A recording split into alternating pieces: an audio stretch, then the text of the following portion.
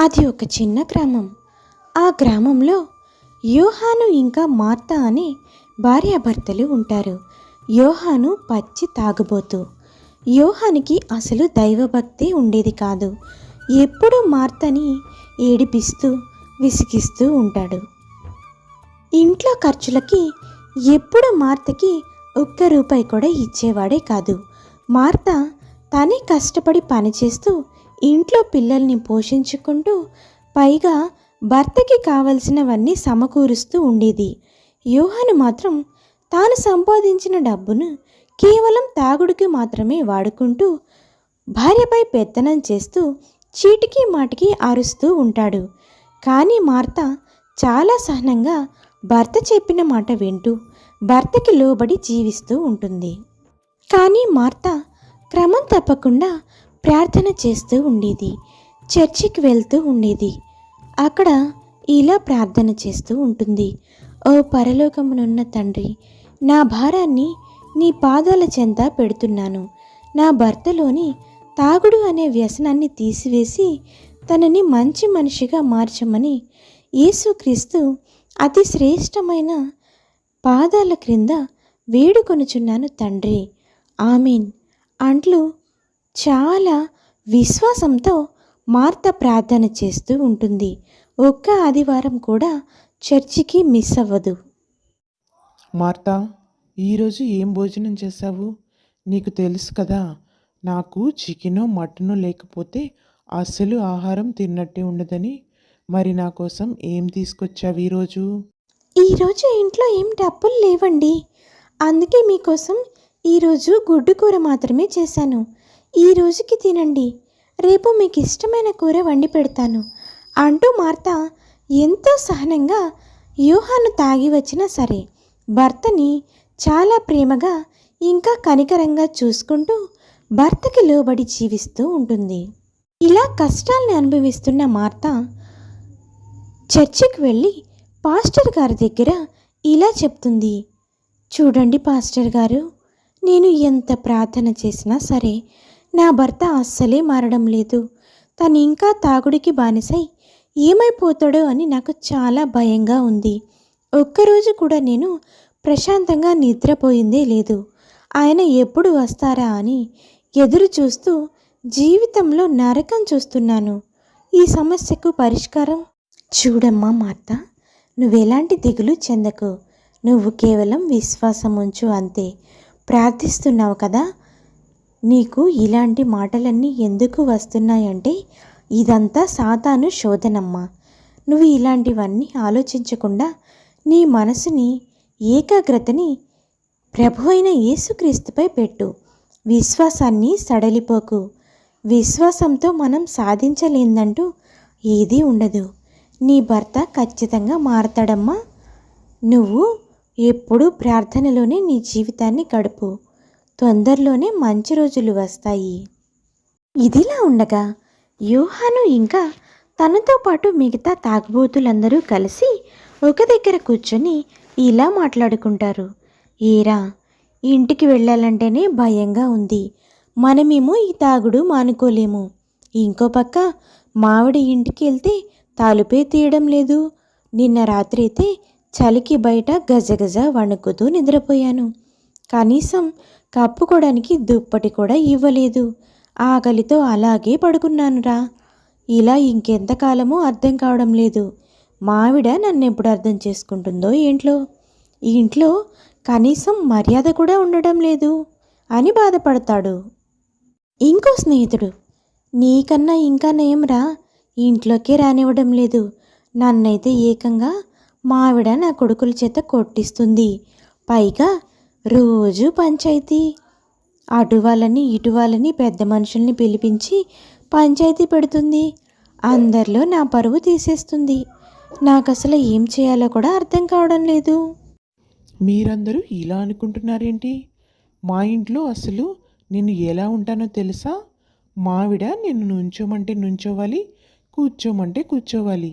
ఎప్పుడు ఏం చేయమంటే అది చేయాలి. నేను వెళ్ళేసరికి నా కోసం ఎదురు చూస్తూ ఉండాలి. నేను భోజనం చేస్తే కానీ భోజనం చేయదు. మావిడని అంత కంట్రోల్లో పెట్టాను మరి. యోహాను, నువ్వు నిజం చెప్పు, నువ్వు చెప్తుంది అబద్ధం కదా? ఏ తాగుబోతోడింట్లో ఇలాంటి పెళ్ళం ఉండదురా బాబు. నిజంగా అలాంటి భార్య ఉందంటే నువ్వు చాలా అదృష్టవంతుడివే. కానీ నువ్వు చెప్పే మాటలు మేము అసలే నమ్మము. ఎందుకంటే మాకన్నా కూడా నువ్వు పెద్ద తాగుబోతువి. మీ ఆవిడ నీతో అలా ఉంటుందా? అవునరా, నీకు నమ్మకం కుదరకపోతే ఈ రాత్రి మా ఇంటికి భోజనానికి రండి. కావాలంటే చూడండి, మా ఆవిడ మీకు కూడా ఎలా మర్యాదలు చేస్తుందో, ఎలా నేనంటే భయపడుతుందో. ఒరేయ్, ఇక్కడ దాకైతే వచ్చాం కానీ యోహాను చెప్పిన మాటలు ఎందుకనో నాకు నమ్మాలని అనిపించడం లేదు. లోపలికి వెళ్ళిన తర్వాత అంతా రివర్స్ అయ్యి అందరూ కలిసి మనల్ని కొట్టారు కదా. ఇందులో మీరంతలా భయపడాల్సిన విషయం ఏమీ లేదు. ఒక్కసారి నాతో లోపలికి రండి, ఆ తర్వాత మీకే అర్థమవుతుంది. సరేరా, మన ఇంట్లో మనకేమన్నా ఈ తిట్లు అన్నీ కొత్త ఏమిటి? ఇక్కడ కూడా అలవాటు అవుతాయిలే. ఏదైతే అది అవుతుంది. పెడితే కడుపు నిండా అన్నం పెడతారు, లేకపోతే కడుపు నిండా తిట్లు పెడతారు. అంతే కదా. వెళ్దాం పదండి. అలా అందరూ కలిసి ఇంట్లోకి వెళ్తారు. అప్పుడు యోహాను ఇలా అంటాడు, మార్తా, నా స్నేహితులు వచ్చారు. ఒక్క 10 నిమిషాల్లో నువ్వు అందరికీ భోజనం సిద్ధం చేయాలి. త్వరగా వెళ్ళు. వెంటనే మార్త చాలా భయపడుతూ, అలాగేనండి అన్నయ్య గారు, మీరలా ఒక 10 నిమిషాలు కూర్చోండి, ఈలోపు నేను మీ అందరికీ భోజనం సిద్ధం చేస్తాను అని చాలా వినయంగా మాట్లాడుతుంది. వాళ్ళందరూ మార్తను చూసి చాలా ఆశ్చర్యపోతారు. తరువాత దగ్గరుండి వాళ్ళకి ఏమేం కావాలా అన్నీ కనుక్కొని వాళ్ళకి భోజనం వడ్డిస్తుంది. తరువాత యోహాను స్నేహితుడు ఇంటికి వెళ్తాడు. తన భార్య అతన్ని ఇష్టం వచ్చినట్టు తిడుతుంది. ఈ టైం వరకు బయట తిరిగితే ఇంటికి ఎవరు రానిస్తారు?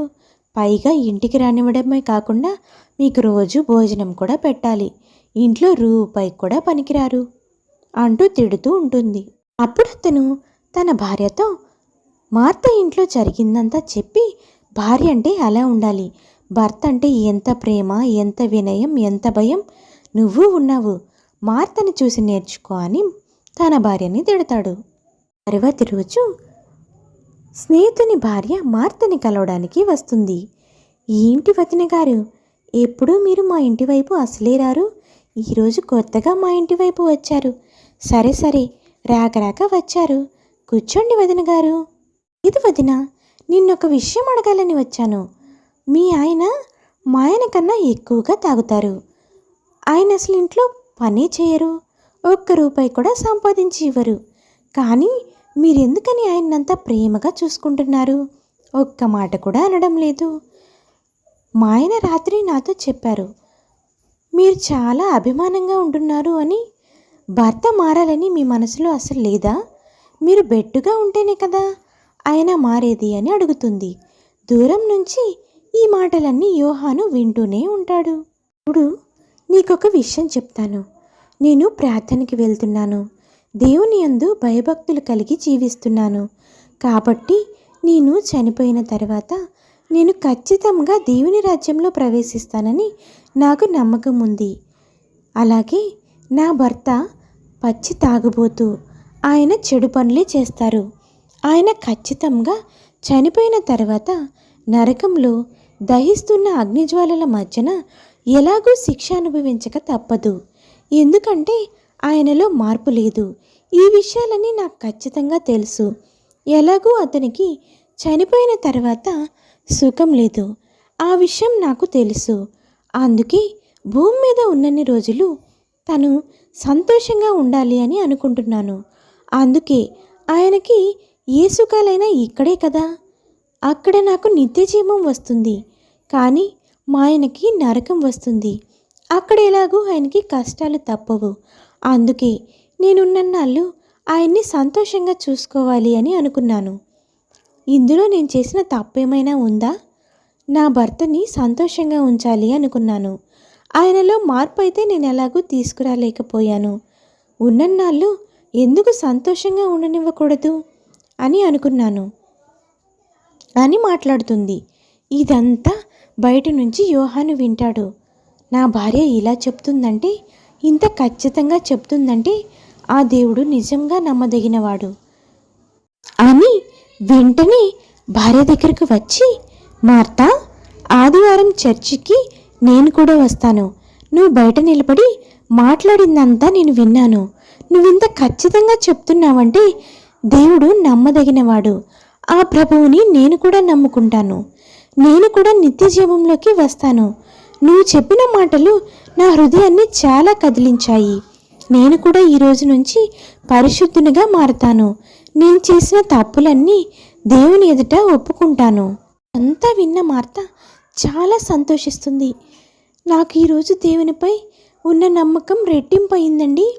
పాస్టర్ గారు చెప్తూనే ఉన్నారు, మార్త, విశ్వాసంతో ప్రార్థన చెయ్యి, ప్రార్థన అనేది వ్యర్థం అవ్వదమ్మా అని. అలాగే నా విశ్వాసం ఈరోజు మీలో మార్పు తీసుకొచ్చింది. నేను ఎన్ని రోజులు మీకు ఎంతలా చెప్పినా మారని మీరు ఈరోజు మీ అంతటా మీరే నా మాటలు విని మారారంటే ఇప్పటికీ నాకు నమ్మబుద్ధి కావడం లేదు. ఇదంతా నా దేవుని కృపయే.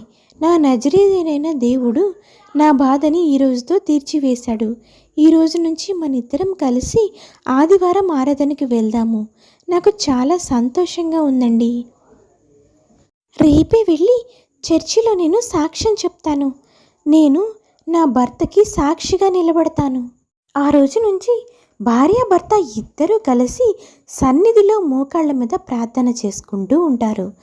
చర్చికి కలిసిమెలిసి వెళ్తూ వస్తూ ఉంటారు. అలాగే యోహాను తన తోటి స్నేహితులను మార్చడానికి కూడా ప్రయత్నం చేస్తాడు.